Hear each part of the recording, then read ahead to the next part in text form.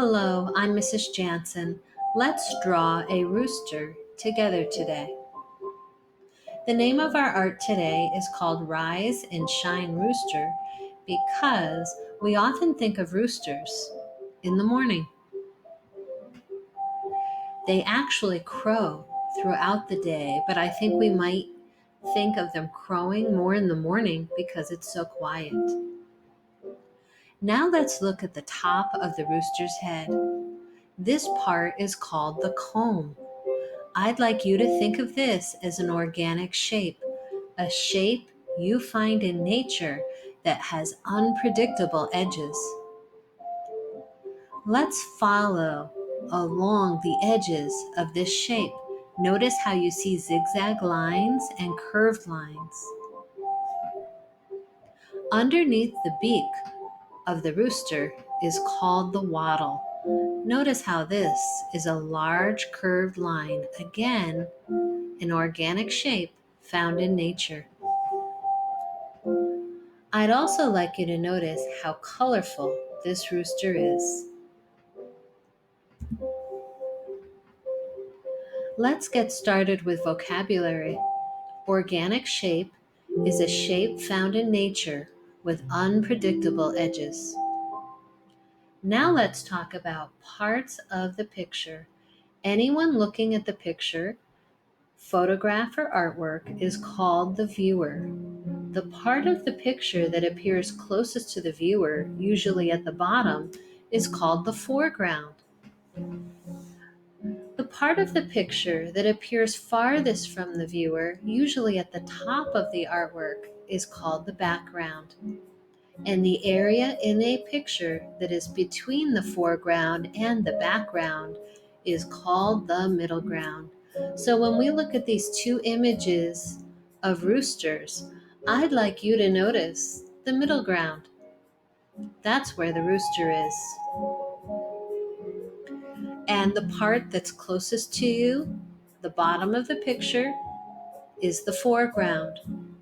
And the area toward the top of the picture is the background. Now let's look at this picture of farmland together. What do you see in the foreground?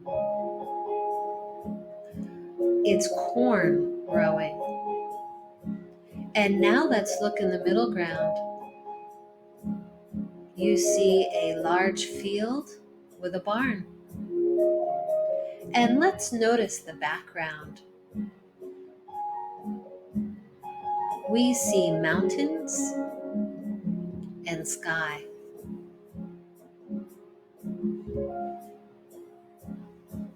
Remember that every artist creates art in their own way, and Pablo Picasso was an artist that liked to create art in many different ways. Here you see a rooster that he created. Notice how he used lines to create texture, and notice all the colors he used. Notice that the rooster that he created has its mouth open like it's crowing. Now it's time for us to draw a rooster together. Please have your paper, pencil, and crayons ready. You'll see the screen change so that we can draw together.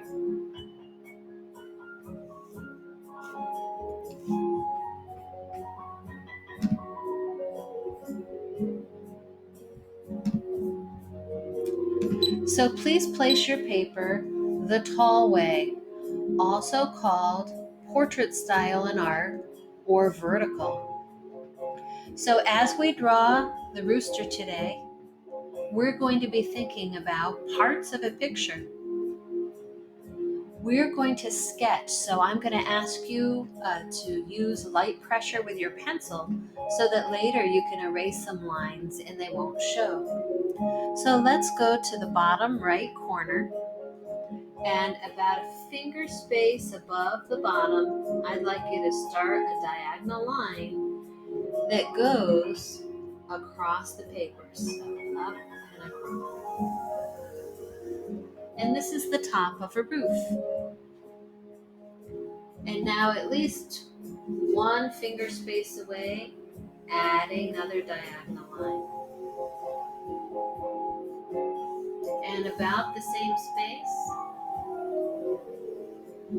add another one. And continue as you fill that area. So this is our roof, and I'm imagining the tile roofs that we see on a lot of homes where we live. So I'm going to add curved lines to my roof to create the tiles, but if you would rather show shingles on the roof, you can add straight lines instead. So I'd like this to look more rounded, so I'm going to add curved lines to give that illusion that the tiles are rounded or three-dimensional. So now on the next row, I'm not going to start that curved line in the same space. I'm going to add it in between.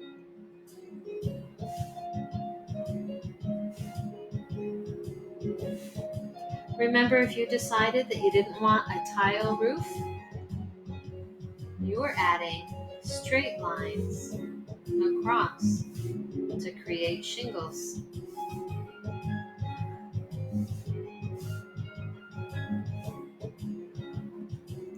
And don't forget that small space.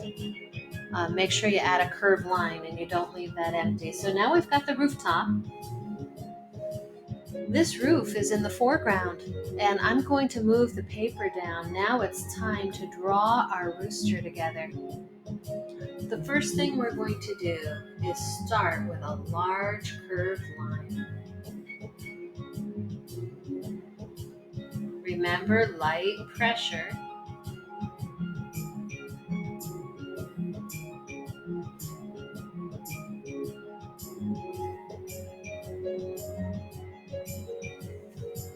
And now we're going to add a curve like a rainbow for the top of the rooster's head. We're going to add to this with a diagonal line that turns into a curved line. And now we're going to add a curved line that might remind you of part of a rainbow to start the tail. We're just getting down the main shape. Now let's add a circle. And a diagonal line that is curved at the bottom. It almost looks like a diagonal raindrop. We're starting the wattle. And notice how if you have a line that goes in, you can use your eraser to remove it. So inside this area, let's add the eye for the rooster. You can start with one circle and add a smaller one inside, and shade that smaller circle in with your pencil. Now it's time for you to decide if you'd like to draw the beak open or if you'd like to draw the beak closed.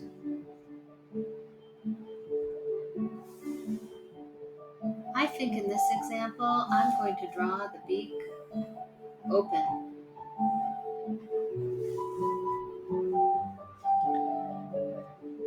And now it's time to create the comb. Let's add a curved line above the head. And now I'm going to add a curved line on the side that goes back. And we can all draw the comb in different ways. We know it's an organic shape.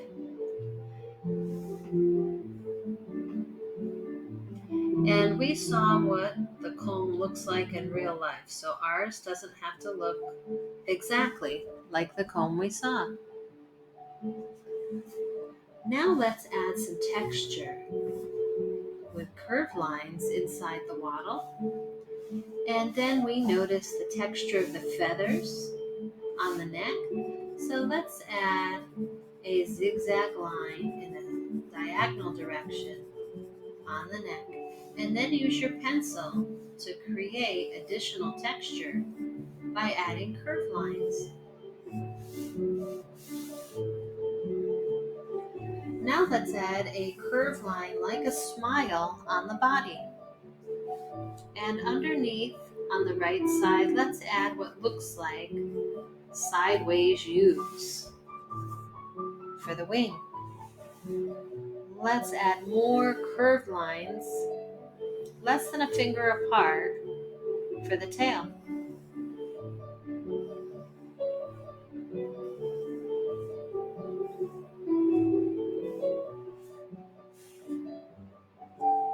And now it's time to draw the legs and the feet.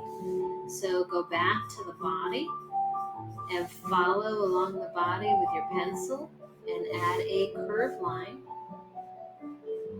And notice how the second curved line goes in the opposite direction. Now I'm going to erase that curved line for a smile, and I'm going to add some lines inside for the texture of the feathers. Now I'm going to add the opposite curve and a different curve direction for the second leg, and then I'm going to erase the top and add lines inside for texture. So notice how our eraser is really a tool. It's time to add the legs of the rooster. And let's draw 2 diagonal lines with a space in between for the width of the leg, and we can erase the line for the roof. And up on the leg, we're going to show a sideways V, and then let's add the talons, curved lines that go back, out, and back.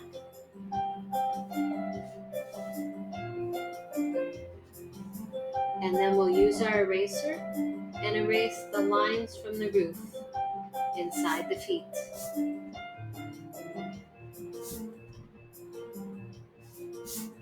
And remember, we're going to color later, so that'll erase any of the pencil lines that you still see if you've erased some. All right, so let's add 2 more diagonal lines. For this leg of the rooster, don't forget this part. And let's erase the line that goes through that leg. And now let's draw the feet.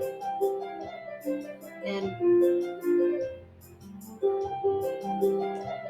the part of the feet that we would usually call a toe on a rooster, it's called a talon. And then you can erase any lines that you see inside the leg or the foot. So now we've got the rooster drawn. Let's add some more texture to the body. We can add diagonal lines to show the direction of the feathers above the wing. And now I'd like you to think about different lines or shapes you could use in the background to stand for the sound that the rooster is making when it crows. So I know you've got great ideas, and this is just an idea starter. There's 2 different things you can think about before you add those lines is, would you like to show the sun? Maybe you want to add the sun up in the sky like this, and then use different types of lines for the sound. And then here's another example.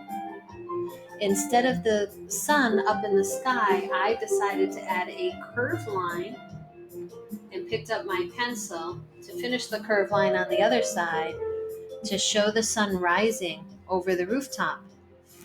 And those are just idea starters for you.